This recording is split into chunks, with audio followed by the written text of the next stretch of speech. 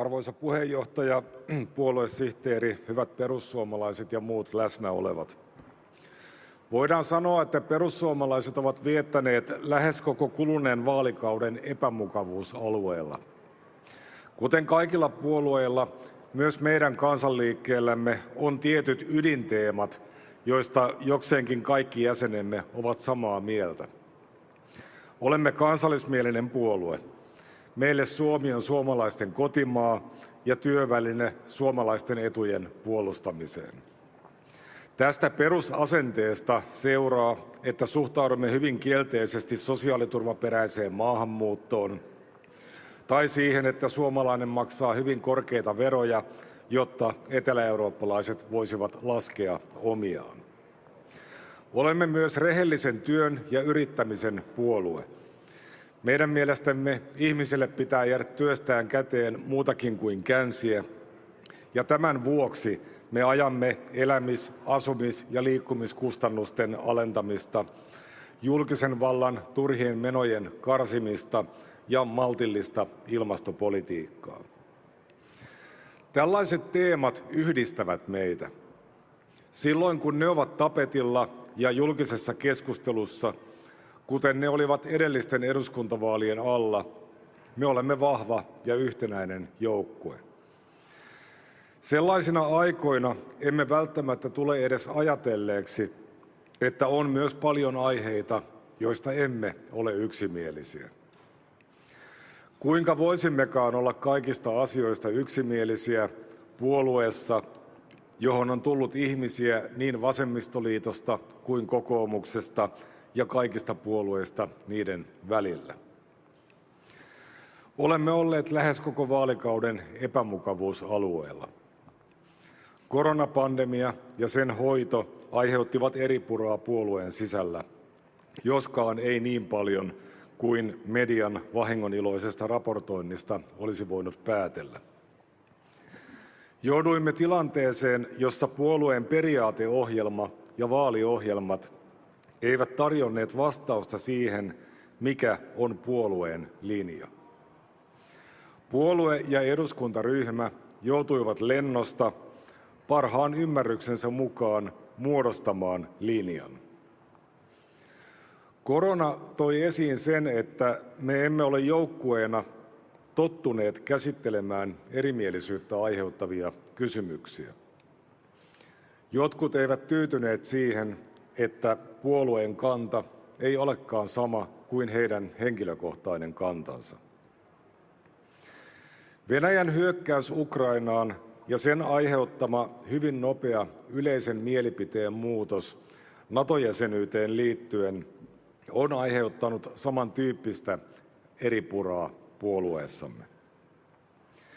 Pienenä lohtuna on se, että ei se sen helpompaa ole ollut useimmissa muissakaan puolueissa. Tosin sillä erotuksella, että vanhoissa puolueissa on enemmän tottumusta ja valmiutta kompromissien tekoon ja sisäisen keskustelun käymiseen sisäisesti. Meillä lähdetään ehkä helpommin purkamaan pettymystä ja kitkeriä tunteita sosiaalisen median seinille. Perussuomalaiset ovat isänmaallinen, maanpuolustushenkinen ja turvallisuushakuinen puolue. NATO-jäsenyyteen ei kuitenkaan löydy näistä peruslähtökohdista yksiselitteistä vastausta. Kuten niin usein, samoista tosiasioista ja samoista peruslähtökohdista voidaan tehdä kaksi täysin päinvastaista johtopäätöstä. NATO-jäsenyyttä voidaan tässä tilanteessa sekä kannattaa että vastustaa isänmaallisin motiivein ja perustein. Itse kannatan jäsenyyttä ja tiedän, että en tee sitä nuoleskellakseni kokoomusta, tehdäkseni perussuomalaisista salonkikelpoisia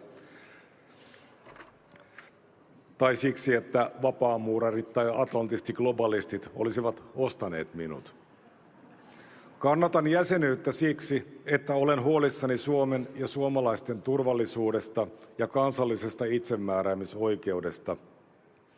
Ja oman tietoni ja ymmärrykseni nojalla katson, että puolustusliittoon kuuluminen turvaa ne paremmin kuin liittoutumatta oleminen. Olen varma, että useimmat jäsenyyttä vastustavat ovat päätyneet omaan kantaansa aivan samoista motiiveista ja tavoitteista. Eivät siksi, että heille toimitettaisiin ruplasäkkejä Kremlistä. Pitäisin NATOon liittymistä oikeana ratkaisuna, vaikka se ei olisi perussuomalaisten enemmistön kanta. Sekä ulkopuoliset että sisäiset kyselyt kuitenkin osoittavat, että se on myös enemmistön kanta. Ja tämä yksinään demokraattisesti johdetussa puolueessa riittää tekemään siitä puolueen kannan, joka myös vähemmistön on hyväksyttävä. Haluan silti korostaa, että enemmistö ei aina ole oikeassa. Ja siksi pidän tärkeänä, että myönteistä NATO-kantaa perustellaan myös niille, jotka ovat eri mieltä. Suurin osa perussuomalaisten nykyisistä kansanedustajista, mukaan lukien allekirjoittanut, kertoi vuonna 2019 vaalikoneissa, että he eivät kannata NATO-jäsenyyden hakemista. Se oli kuitenkin silloin siinä maailmantilanteessa. Kun olosuhteet muuttuvat, ihmisen on pystyttävä tarkastelemaan ja arvioimaan uudelleen myös omia kantojaan. Suomen ja koko Euroopan turvallisuusympäristö muuttui radikaalilla ja todennäköisesti peruuttamattomalla tavalla 24. helmikuuta. Tai ehkä turvallisuusympäristö ei edes muuttunut, vaan me tulimme silloin tietoiseksi siitä, millaisen maan naapurissa elämme. Naamiot ovat pudonneet ja jäljellä ovat vain sodan kylmät kasvot, sanoi silloin presidentti Niinistö. Sekä NATO-jäsenyyden kannatusta että sen vastustusta ohjaa Venäjän pelko. Yhden tulkinnan mukaan Venäjä on aggressiivinen ja valloitushaluinen imperiumi, joka pyrkii palauttamaan loistonsa päivien rajat ja etupiirin. Toisen tulkinnan mukaan Venäjä on huolissaan omasta turvallisuudestaan ja ainoastaan reagoi naapureidensa ja NATOn provokaatioihin. Kumpi tulkinta on oikea, siitä riippuu myös se, mikä ratkaisu on järkevä. Tiedämme, että Venäjä vastustaa NATOn laajenemista, mutta oleellinen kysymys on se, miksi Venäjä vastustaa sitä. Venäjä itse kertoo olevansa huolissaan turvallisuudestaan, ja Suomessakin moni toistaa tätä tarinaa. Normaalin ihmisen ja normaalin valtion mielestä sotilaallinen turvallisuus kuitenkin tarkoittaa sitä, että kukaan ei käytä meitä vastaan sotilaallista voimaa tai uhkaa sillä. Mutta kuinka todennäköistä on, että kukaan haluaisi tai aikoisi hyökätä Venäjälle? Kuinka todennäköistä on, että Venäjä itsekään uskoo tällaiseen mahdollisuuteen? Onkin ainakin itselleni ilmeistä, että kun Venäjä puhuu turvallisuudesta, se tarkoittaa jotakin muuta kuin alueellista koskemattomuuttaan. Se tarkoittaa Venäjän mahdollisuutta ohjailla, hallita ja pelotella pienempiä naapureitaan. Venäläisessä ajattelussa tämä on suurvallan oikeus ja privilegio. NATOn kollektiivinen puolustus luo pelotteen, jota Venäjä ei uskalla lähteä kokeilemaan. Kun Venäjän naapuri liittyy NATOon, Venäjä menettää mahdollisuutensa vaikuttaa kyseiseen naapuriin. Siksi Venäjä vastustaa naapureidensa NATO-jäsenyyttä. En usko, että Venäjällä on lähitulevaisuudessa suunnitelmia Suomen suhteen. Turvallisuutta on kuitenkin ajateltava pitkällä aikajänteellä. Suomen ja Ruotsin jäsenyys NATOssa vie Venäjältä pysyvästi sekä mahdollisuuden että houkutuksen toteuttaa imperialistisia tavoitteitaan voimatoimilla tai niillä uhkaamalla. NATOn laajeneminen lisää uskoakseni paitsi Suomen turvallisuutta, myös koko Euroopan vakautta ja tietysti palvelee myös venäläisten omaa etua, vaikka nämä eivät ehkä sitä itse ymmärräkään. Arvoisa puheenjohtaja, NATO-keskustelussa esiintyy usein virheellisiä väittämiä tai oletuksia, kuten se, että NATOsta tulee samanlainen rahareikä kuin EUsta. NATOn jäsenmaksu on joitakin kymmeniä miljoonia euroja vuodessa. Se on samaa luokkaa kuin Marinin hallituksen avustajien palkkamenot. Se vastaa 10 päivän kehitysapumenoja. Sillä ei ole julkisen talouden kannalta mitään merkitystä. Lisäksi sillä todennäköisesti saadaan jotakin hyödyllistä toisin kuin muilla mainituilla menoerillä.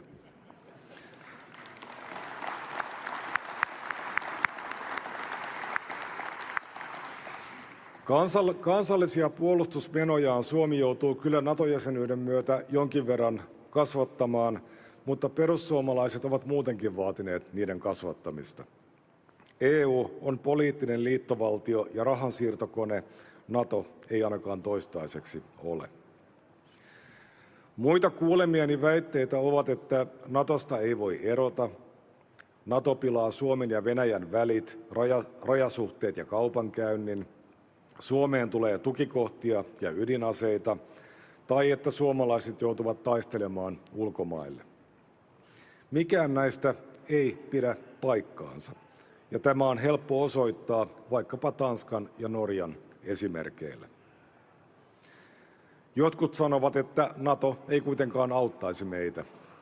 Tätä ei voi todistaa vääräksi, koska yhteenkään NATO-maahan ei ole koskaan hyökätty. Siihenkin on syynsä. Siihen on syy, että venäläiset hyökkäävät Ukrainaan, mutta eivät Viroon ja Latviaan. Arvoisa puheenjohtaja, pahoittelen, että olen hiukan ylittänyt minulle varatun ajan. Kiitän huomiostanne ja toivon hyvää keskustelua turvallisuuspolitiikan teemasta. Kiitos. Kiitoksia kaikille puheenvuoron käyttäneille hyvästä keskustelusta. Erityisesti arvostan sitä, että näissä puheenvuoroissa lähes poikkeuksetta nostettiin esiin mielenkiintoisia ja tärkeitä näkökohtia, jotka on syytä ottaa huomioon, kun valmistellaan puolueen turvallisuuspoliittista ohjelmaa sen sijaan, että niissä olisi vain lyhyesti julistettu sitä omaa kyllä tai ei kantaa, pois lukien tietysti Sebastian Tynkkysen puheenvuoro, jossa tehtiin juuri tällä tavoin. Mieleeni tuli, kun eduskunta kävi kuuluisan keskustelunsa EU:n elpymispaketista ja edustaja Tynkkynen piti huomattavan pitkän puheenvuoron ja muistaakseni noin 5. tai 6. tunnin kohdalla Sebastian sanoi, että ja nyt on aika siirtyä käsittelemään itse asiaa eli elpymispakettia. Tässä on muutamia puheenvuoroja pidetty, joihin haluaisin hiukan kommentoida. Tässä esitettiin aiheellinen huoli siitä, että voiko NATO-jäsenyys ja kollektiiviseen puolustukseen ja 5. artiklaan nojaaminen johtaa siihen, että Suomen kansallinen puolustuskyky ajettaisiin alas. Tästä on varoittavia esimerkkejä. Silloin kun keskisen Itä-Euroopan maat ja etenkin Baltian maat liittyivät NATOon, niin ne käytännössä lakkauttivat oman kansallisen puolustuksensa. Ne jättivät jäljelle joitakin palkattuja elementtejä, jotta ne voivat osallistua NATOn yhteistoimintaan sekä NATO-alueen ulkopuolella NATO-johtoisissa operaatioissa, kuten Afganistanissa tai muualla, tai sitten esimerkiksi Baltiaan sijoitetuissa tukikohdissa, joissa kiertää eri NATO-maiden yksiköitä ja joihin Baltian maat itsekin osallistuvat. No, näistä virheistä on nyt tietenkin vuoden 2014 ja varsinkin tämän vuoden helmikuun jälkeen opittu, enkä usko, että NATO-organisaationa tai sen suurin rahoittaja eli Yhdysvallat hyväksyisi sitä, että Euroopan maat uudelleen tekevät näitä virheitä, eli ajavat omaa alueellista puolustuskykyään alas. Ja tässä on ehkä syytä muistuttaa se, että kun meillä keskustellaan paljon siitä, että Johtaako NATO-jäsenyys siihen, että suomalaisia lähetetään ulkomaille tai että tuleeko Suomeen ulkomaalaisia joukkoja? Niin myös Naton jäsenenä Suomen tärkein tehtävä Natossa on puolustaa omaa aluettaan, koska ei kukaan muu halua sitä suomalaisten puolesta tehdä. Natolle on tärkeää se, että Suomella on oma itsenäinen puolustuskykynsä. No sitten tässä nostettiin esiin myös se, että varmuutta NATO-ratkaisun seurauksista ei ole. Olen tästä täysin samaa mieltä. Kaikki se, mitä itsekin aloituspuheenvuorossani sanoin, on aivan puhdasta spekulointia, koska meillä ei ole täyttä varmuutta siitä, mitä venäläiset ajattelevat. Venäjäänhän tämä kaikki keskustelu kietoutuu. NATO on olemassa Venäjän takia. Me käymme keskustelua NATO-jäsenyydestä Venäjän takia ja me olemme liittymässä NATOon Venäjän takia. Mutta tässä nimenomaan Venäjän osalta tässä yhtälössä on niin paljon liikkuvia osia ja tuntemattomia muuttujia, että me emme pysty sanomaan varmuudella, mitä tapahtuu minkäkin ratkaisun seurauksena. Taisi olla edustaja Niikko, joka totesi, että historia tulee näyttämään, kuka oli oikeassa. No itse asiassa historia ei tule näyttämään sitä, koska meillä on kaksi vaihtoehtoa. Joko liittyä NATOon tai olla liittymättä. Niillä kummallakin on seurauksensa, mutta me emme saa tietää sen tekemättä jätetyn ratkaisun seurauksia. Eli me menemme tässä tietyllä riskillä, me joudumme pohtimaan todennäköisyyksiä, emme varmuuksia. Tärkeintä on se, että me kykenemme tekemään oikeimmalta näyttävän ratkaisun ja sen jälkeen meidän pitää vain varautua kaikkiin mahdollisiin kielteisiin seurauksiin ja pystyä kantamaan vastuu siitä tekemästämme ratkaisusta. Sitten viimeinen asia, jota haluaisin kommentoida, on se erittäin hyvä puheenvuoro, jonka pitäjää en enää muista, mutta siinä korostettiin sitä, että meidän turvallisuusratkaisumme ei ole taputeltu sillä, että me liitymme NATOon. Kuten sanoin äsken, Natossakin Suomen tärkein velvollisuus, paitsi itseään, myös NATOa kohtaan on se, että Suomi puolustaa omaa itseään, jotta muiden ei tarvitse tehdä sitä. Ja tähän ei liity pelkästään sotilaallisia näkökohtia, se, että miten vahva kansallinen puolustuskyky Suomella on paperilla ja rauhan aikana, vaan meidän täytyy myös pohtia omaa resilienssiämme ja kestävyyttämme. Täällä on mainittu kotimainen aseteollisuus, ampumatarviketeollisuus, joka on Euroopassa ylipäätään huonossa kunnossa ja Suomessakin se on ajautunut heikompaan kuntoon kuin missä sen pitäisi olla. Meidän täytyy huomioida se, että jos tulee mikä tahansa konflikti, niin kaikki kaupankäynti ja kuljetukset Suomeen pystytään erittäin vähäisillä panoksilla estämään tai ainakin tekemään äärimmäisen vaikeaksi. Ja sen takia on todella tärkeää, niin kuin täällä on todettu, se, että meillä on esimerkiksi itsenäinen kauppalaivasto, joka pystyy toimimaan myös erittäin hankalissa oloissa.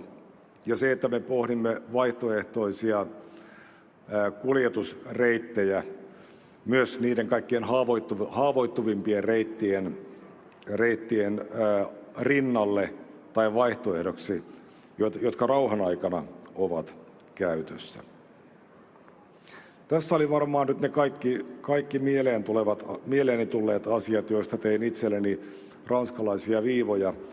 Kiitän kaikkia vielä kerran omasta puolestani oikein hyvästä keskustelusta. Kiitos.